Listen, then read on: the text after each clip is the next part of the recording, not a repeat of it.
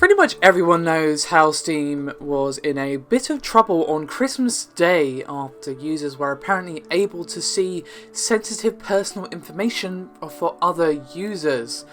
Now, we've already covered at length what happened and whether or not any really personal information like full card details etc. was exposed, and I'll put the link to that video in the description below.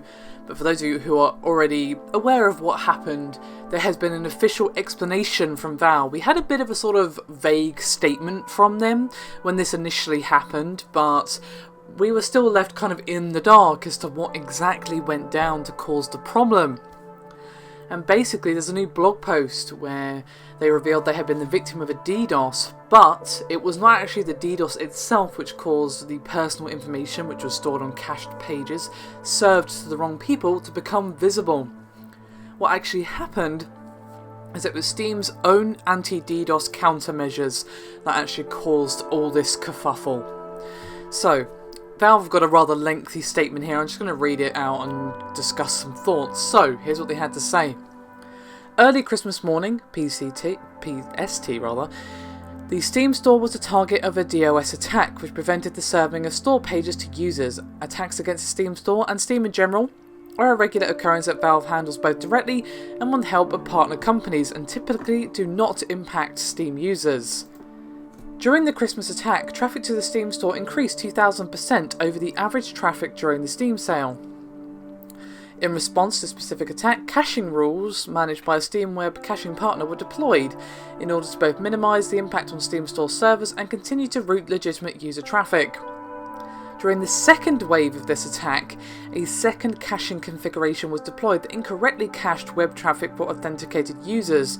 This configuration error resulted in some users seeing Steam store responses which were generated for other users.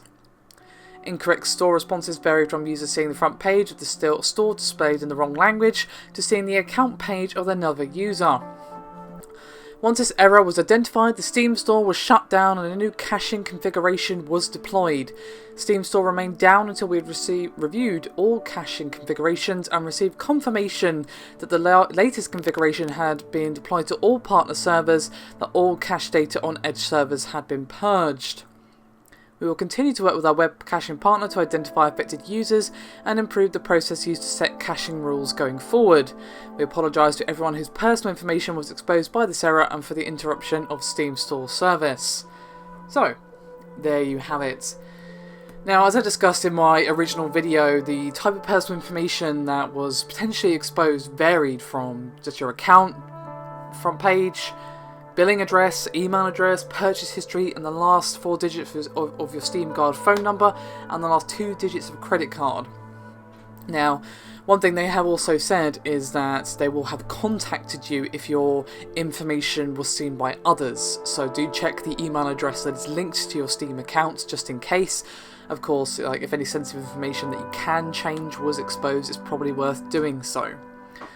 So it's nice to finally know what exactly happened. This happened a few days ago, obviously, Christmas Day, and we didn't really get much of an explanation. They seemed to be shrugging it off at the time and seemed to claim that it was dealt with within an hour, when there were several posts on Reddit and other places after several hours of people freaking out the fact that, they were able to see other users' information. There was even one person posting who had been given admin access, so even people high up in Steam's chain who had admin access and a few other things that normal users shouldn't have, or obviously they had even been compromised by this as well. So this whole thing was a bit of a mess, and it's a shame it took them this long to tell us, but they have told us, and I guess now they're going to be learning from it, because to happen at all is bad. To happen on Christmas Day during the Christmas sale, that's pretty bad.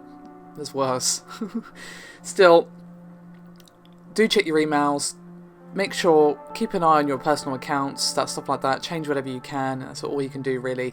I mean, it's not full card details or anything crazy, but I'd say it's still worth it.